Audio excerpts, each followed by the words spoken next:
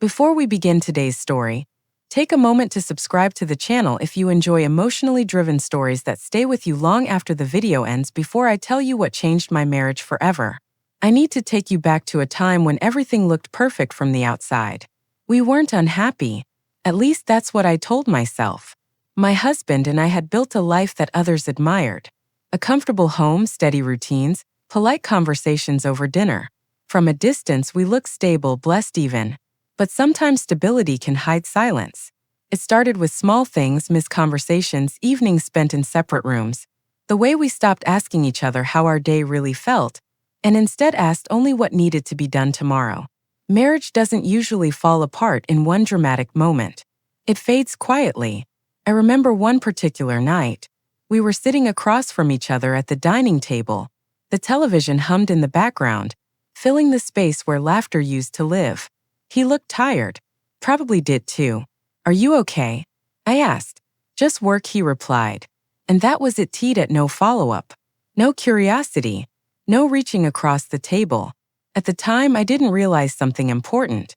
Distance doesn't begin with anger. It begins with indifference. Weeks turned into months. We functioned like partners in responsibility rather than partners in connection. We paid bills. We attended family gatherings. We smiled in photographs. But inside, something fragile was cracking. I began to feel invisible in my own home. Not unloved, just unseen. And that feeling of not being fully seen can slowly reshape the way you see yourself. I told myself this was normal, that long marriages go through seasons. That maturity meant accepting routine over romance. But deep down, I knew something was changing. I just didn't know how far it would go. And I certainly didn't know that one unexpected conversation would force me to confront a truth I wasn't ready to face. That was the beginning of a chapter one still struggled to forget. The truth didn't arrive loudly. It didn't come with shouting or broken glass. It came quietly on an ordinary afternoon. I almost forgot. I had gone to a small cafe near my workplace, hoping to clear my head before going home. I wasn't looking for anything. I wasn't searching for attention. I just needed a moment where I didn't feel like someone's wife, someone's daughter, someone's responsibility, just me. That's when I ran into Daniel, an old acquaintance from years ago. We hadn't spoken in a long time, but he greeted me warmly like no time had passed. We decided to sit for a few minutes. First, it was harmless.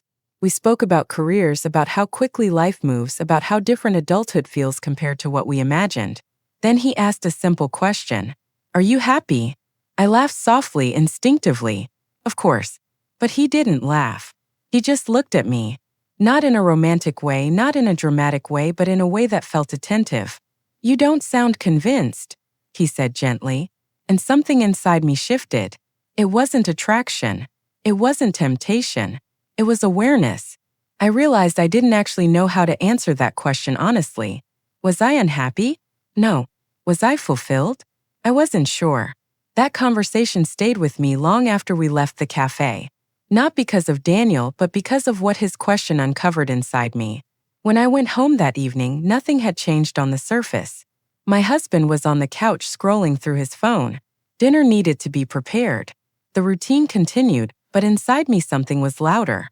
I started noticing how often we avoided deeper conversations, how quickly we dismissed emotional topics, how easily we settled for fine. Over the next few weeks, Daniel sent a few polite messages. Nothing inappropriate, just casual check-ins. And I responded not because I wanted something to happen, but because when he asked how I was doing, he actually waited for the answer. That scared me because I began to realize the danger wasn't physical. It was emotional. And emotional distance can sometimes feel more powerful than anything else. I knew I was standing at the edge of something I didn't fully understand. A line hadn't been crossed, but I could see it. And for the first time in years, I had to ask myself a difficult question. Was I trying to fix my marriage or escape the parts of it that felt empty? That was the truth beginning to surface, and I wasn't sure I was ready for what came next. Daniel's messages were always normal and respectful. "Hope you had a good day. Take care of yourself." There was nothing wrong with them, but I knew something inside me was changing. I started looking forward to his messages. I felt noticed when he asked how I was feeling, and that scared me because I was married. One evening, my husband came into the kitchen while I was preparing dinner.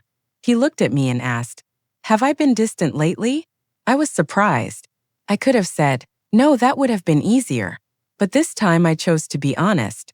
"Maybe we both have," I said quietly. For the first time in a long time, we really talked not about bills or work, not about daily tasks. We talked about us, about how we had slowly stopped sharing our feelings, how we had become busy roommates instead of close partners. That night, I understood something important. Daniel was not the real problem. The real problem was the emotional distance in my marriage. Later, I sat alone in my room and opened my phone. I looked at Daniel's chat for a long moment. Then I typed, "I think I need to focus on my marriage. I hope you understand." He replied, "I respect that." That was it. Drama. No pressure. And in that moment, I felt something powerful. I had chosen my values. It wasn't about choosing between two men. It was about choosing the kind of person I wanted to be. Fixing a marriage is not easy. It takes honesty, effort, and patience. But I knew if I crossed that line, I would regret it for the rest of my life. So I didn't, and that decision changed everything. Choosing not to cross the line was only the beginning. The real work started after that. For a while, things felt fragile between us, like we were walking across thin ice, careful not to cause another crack. Conversations were slower, more intentional, sometimes awkward, but they were honest. We began setting aside time for each other, not out of obligation, but with purpose. No phones, no television humming in the background, just two people relearning how to listen. It wasn't dramatic. There were no grand speeches, just small, consistent efforts. One night, weeks later, my husband said something that stayed with me. I didn't realize how far we had drifted. He admitted, "I thought routine meant stability. I didn't see it becoming distance." Neither had I. That was the hardest truth to accept. That neglect isn't always loud. Sometimes it's just gradual inattention. We both had responsibilities, stress, expectations. Life had become heavy. But marriage isn't sustained by responsibility alone. It's sustained by presence. We started doing the little things again. Checking in during the day, asking real questions, saying thank you, saying I'm sorry, and slowly something shifted. Not back to the way things were in the beginning because we weren't those people anymore, but forward, stronger, more aware. There were moments I still thought about that cafe question. Are you happy? This time when I asked myself that question, the answer wasn't automatic.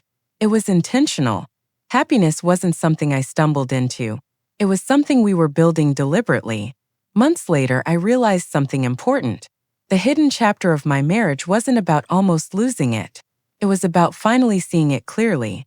It forced me to confront my own silence, my own avoidance, my own need to feel seen. And instead of searching for that feeling elsewhere, I learned how to ask for it where it belonged. We didn't become a perfect couple, but we became honest partners. And sometimes that's stronger than perfection. That chapter changed everything. Not because it ended my marriage, but because it taught me how to protect it. Sometimes the hardest choices are the ones that save us. In facing the truth, I found the strength to rebuild my life and my marriage.